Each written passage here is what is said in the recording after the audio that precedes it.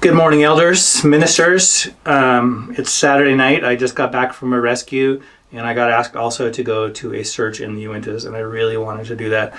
I also really wanted to teach this class, so I'm trying to get a little bit of both worlds in. And I thought of the Brigham Young quote from that conference when the Martin and Willie Handcart Company were out lost in the snow, and he said, if you don't go out and find them, your religion is worth nothing. So I'm going to go out and hopefully find them. And I'd like to thank our facilitator, marvelous person, will do, or whichever side they're on, do a great job with this. And I've broken this lesson into a couple segments, and you can pause the video and discuss it at any point you like. I'll leave a few questions and suggestions for that. The first thing I thought of when I had this opportunity, chance to teach on ministering, is I thought, if I was running this program like a business, the first thing I would do is clarify my goals. And so the question I came up with is, what do these people need? What do we need from ministering? And if we don't know what we're trying to accomplish, then how do you measure it? How do you improve? How do you know if we're succeeding? So I made a list here of things I think we need. Now, there are a few, what I'm going to call easy ones, just because they're concrete, easy to see, like every once in a while someone has a health problem or a car problem or a mow their lawn problem or a need cookie problem. That's not every once in a while, actually that's always.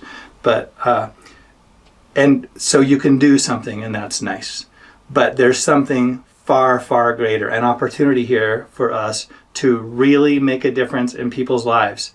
Unfortunately, it's not as clear cut, it's not as concrete what we can do about it. Maybe through the course of this lesson it can become a little bit more concrete. Actually, I have a couple of suggestions for that. So the things I wrote down, what people really need, are maybe more joy in their life. You might think, well, how am I supposed to help them have joy? Well, that's what we're going to talk about today, and hopefully we'll learn it. Maybe they need more connection, like genuine, real, open, vulnerable connection. You might think, whoa, that's kind of scary. Or how do I do that? How can I force that? Whatever. Well, again, we'll talk about that more in the lesson. Maybe they need more love. And if that's so, I think we all need to learn how to love more. So we can do that. And boy, look at this. These things, if you learn how to do this during your ministry, it's going to bless your life in every direction. Maybe they need more faith. And probably the best way for them to have more faith, if you want to do something about it, is for you to have more faith. So we'll talk about how we can accomplish that as well. Maybe hope, maybe some wisdom, or maybe some kind of support. Now, if you'd like, you can pause the video here and discuss. If anyone has any burning things you really want to say about what you think people need, then by all means do it. But I would recommend don't pause it for too long, because the topics coming up are much more interesting.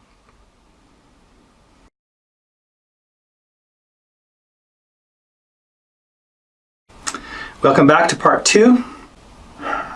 In part 2, I'm going to make the point that if you want to lift someone else up, the best way to do it is to give from not from your need, but from your abundance. So if you become better, smarter, wiser, more loving, then it becomes easy to pass that along. And if you don't, then is it harder? Is it impossible? I don't know. So I'm going to talk about how to do that a little bit. But I'm going to start with a story from when I used to live in Taiwan. And we would go to this waterfall, and after work in the afternoons, it got pretty hot in Taiwan, so we'd climb up the little 20-foot cliff next to it, and we'd jump in. It was so refreshing. It was so much fun to just chill with all my friends there. No, I wasn't a missionary. Of course, I was teaching English. Well, one day I had gone to mainland China, and I decided to move to Beijing. So I came back to get my stuff in Taiwan, and I just had a couple days. And 2 typhoons had just blown through the island, so there was tons of water pouring over this waterfall, way more than average. But it was my only chance. It was my last chance to go for a swim there. So I climbed up that cliff and I jumped off. And as normal, I sank to the bottom. My feet hit the gravel bottom. I pushed off and started swimming to the surface. But it was kind of taking a long time, longer than normal, it was only probably 5 feet deeper, but I was still, anyway. Next thing I know, the water's pounding down again on my head and my shoulders. I had been sucked, I jumped in, and before I could swim out, I had been sucked back under the waterfall and shoved down. So it forced me to the bottom. My feet hit the bottom again. I thought, okay, one more time, then I can panic. And I pushed off as hard as I could, and I swam as hard as I could, and I was already formulating in my brain, like, if I go around again, maybe I'll try and swim out the other way, behind the waterfall or something. But finally, I broke free. I was just vacuum in my lungs. It felt so sweet to get some breath in there, and I was just panting for breath as I swam to shore. And my friends were just kind of looking at me like all wide-eyed, like, what happened down there? So this experience, this diagram, you're all Mormons, you probably recognize this diagram, don't you? Like the Nephites diagram, the pride cycle, where they'd get blessed, and then they get comfortable, and then they'd get proud and wicked, and then they'd get in wars and all kinds of suffering, and then they'd get humbled again, and then they'd get righteous, and then get blessed, and just over and over and over again. It's a horrible way to live. The only way I know of to escape that pattern, because it's kind of human nature, is right here at this point. At this point, you can, you're doing well, you can escape if you do one thing. If you improve your vision of what is possible. Here's the problem. As soon as you start getting righteous, you look around and you say, hey, I'm righteous. At least, you're not cocky about it yet. That comes later maybe. But you're content, you're,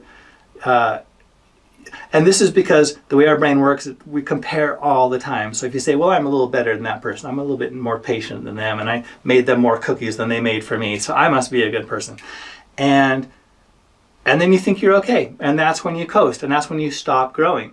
But what if you improve your vision? What if you could kind of open your eyes and see the possible?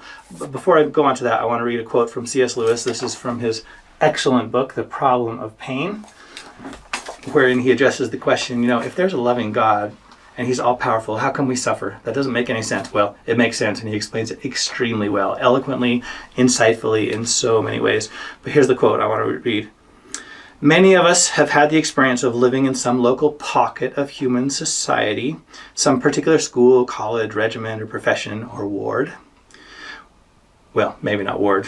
Maybe we've all been in good wards. Anyway, where the tone was bad. And inside that pocket, certain actions were regarded as merely normal. Everyone does it. And certain others as impractically virtuous and quixotic. But when we emerged from that bad society, we made the horrible discovery that in the outer world, our normal was the kind of thing that no decent person ever dreamed of doing. And our quixotic was taken for granted as the minimum standard of decency. What had seemed to us morbid and fantastic scruples, so long as we were in the pocket, now turned out to be the only moments of sanity we there enjoyed. It is wise to face the possibility that the whole human race, being a small thing in the universe, is in fact just such a local pocket of evil. An isolated bad school or regiment inside which minimum decency passes for heroic virtue and utter corruption for pardonable imperfection. So here's your next question. What would you consider impractically virtuous and quixotic behavior? How good would you have to be to think, oh, we don't have to be that good? How loving? What would that even look like? Try and discuss what would a person look like who was so loving, so good, so wise, faithful, courageous, all those things, that it just wouldn't really be practical. Go ahead and pause the video and discuss that for as long as you like.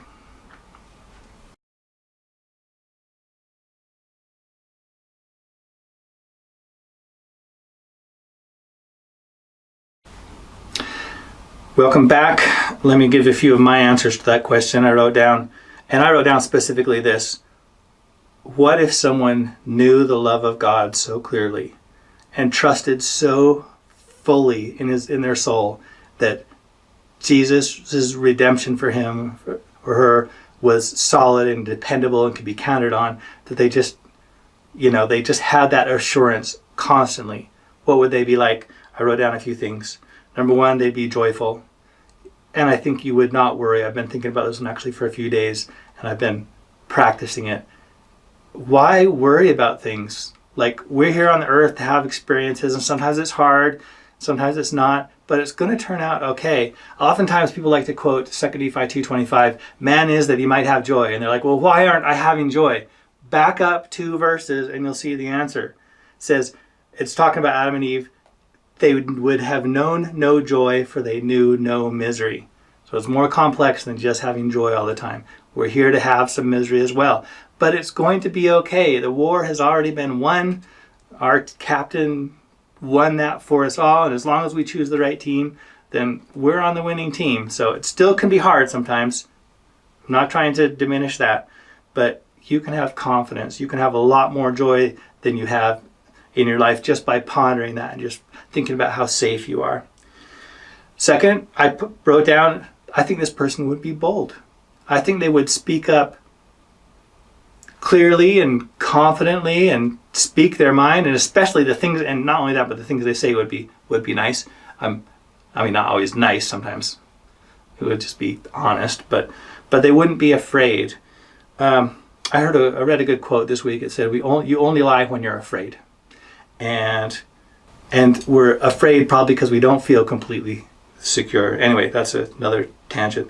Anyway, on boldness, it reminds me also of a Mormon in Moroni 8 when he's talking about infant baptism. And he's like, anybody who thinks that children are going to hell because they weren't baptized doesn't know God, and they're going to hell. And then he says, and I can speak boldly because I have love for everybody. You know, when you love people, you can speak boldly, you can speak clearly, you can say, hey, can you please not let your dog bark, all the time, or or this or that, whatever the thing is going on. And yet when you say it, people know that you respect them, you love them, you value them. And so it doesn't feel like an attack so much. And it's a good way to be. They would feel accepted. They could be more genuine, loving.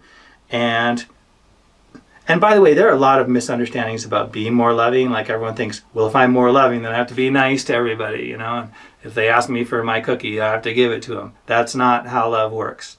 There's no compulsion in love. Love is always voluntary. So the more you love, it actually makes you more free. Because you have boundaries. It's like this second great commandment. Thou shalt love thy neighbor as thyself. Get it? Equal. And the way that works is you invest in someone, you learn to care to the point where you care more and more about them, and you expand your sense of self to include them. So when they're happy, that brings you happiness. And when they're well and safe, you care about that just like you care about your own safety. And so if someone's trying to abuse you and say, oh, can you do all these things for me instead of making me take responsibility for myself, you can say, no, you can do that. And you don't feel bad about it. You don't feel guilty. So loving more is always a good thing.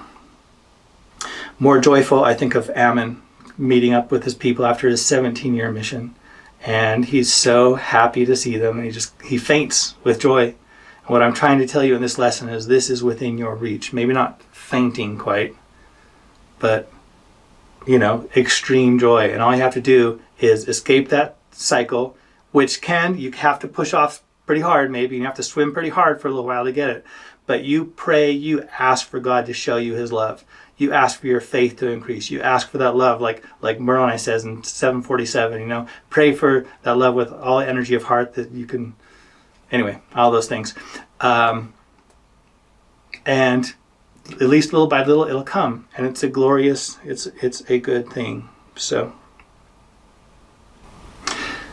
if I haven't said this already, if you want to give and support and minister to other people, it's always more effective if you can give from your abundance. So get these things for yourself, and they'll naturally spill out. Your cup overfloweth, and it will spill out and bless all the world around you. And little by little, we can raise that norm. Oh, here's another quote I love from C.S. Lewis on that. A consistent practice of virtue by the human race for even 10 years would fill the earth from pole to pole with peace, plenty, health, merriment, and heart's ease, and nothing else will. So we can begin this. We can do a little bit of this. We can raise the bar around here by getting inspired and seeing, letting God show us the way for that to happen. Please don't take this as like, oh, great, more work to do. Please let it be and exciting thing, an interesting thing, a worthwhile thing. And just by having the vision, by opening your mind and considering the possibility and say, oh, I can imagine what that would be like, suddenly you'll kind of flow into it. There's a thing in education called the Rosenthal, and there's also the Hawthorne effect. And these are some studies that Rosenthal and Hawthorne did, and where they found that students' performance would rise or fall to match the teacher's expectation. So, for example, they'd take some average kid and they'd stick him in another class and they'd say, hey everybody, welcome Joey, he's really bright. And they would tell the teacher that, and everyone would treat him like that, and he'd become that. So if you do that, you can do that to yourself. You can say, you know what, I'm a loving person, and your mind will automatically start opening up and looking for lessons and opportunities to grow, and it'll feel more comfortable with it, and you'll become a more loving person. It's a cool way to live.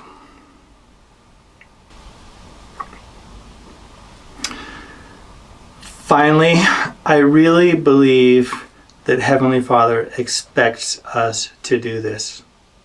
I think He expects us to go beyond the norm and get taught from on high and from one another and really let our light shine. Our lights can shine so much brighter.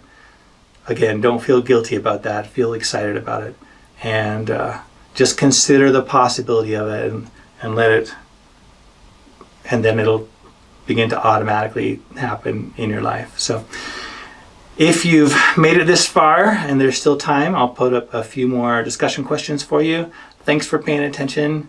This has been kind of fun teaching, even though I wish I could have been with you. I'm sure it would have been a really fun discussion, but I love you guys. I think you're great. I wish you all the best, and we'll see you next week. And I say this in Jesus' name, amen.